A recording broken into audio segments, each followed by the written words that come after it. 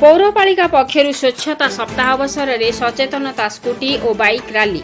ढेंकानाल पौरपालिका पक्षर स्वच्छता सप्ताह अवसर में आज ढेंकानाल कॉलेज बाईपास ठारू कोरिया बाईपास पर्यंत एक सचेतनता स्कूटी और बाइक रैली कर रैली को उद्घाटन करते नगरपाल जयंती पात्र और उपस्थित थे पौर निवाही अधिकारी सुकांत कुमार बेउरा, आंबासेडर कर्मचारी, सानिटारी इन्स्पेक्टर ऑफिसर तथा पौर कर्मचारी अस्वच्छ साथी परिवेश बंचिले आमे बंचिवा आसंतु पॉलिथिन वर्जन करवा पॉलिथिन को ना कुह प्रदूषण को मुक्त रुह अलिया परिचालना और प्लास्टिक वर्जन पाई पौरपालिका को सहयोग करंतु। शुभम पाणी का रिपोर्ट मसीहा न्यूज। आपण मसीहा न्यूज यूट्यूब चैनल को सब्सक्राइब कलेनी कि जदि करिनाहंती एबे करिनियंतु।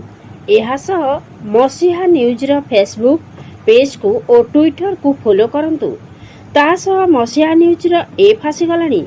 निज मोबाइल रो प्ले स्टोर रो डाउनलोड करनियंतु। जय जगन्नाथ।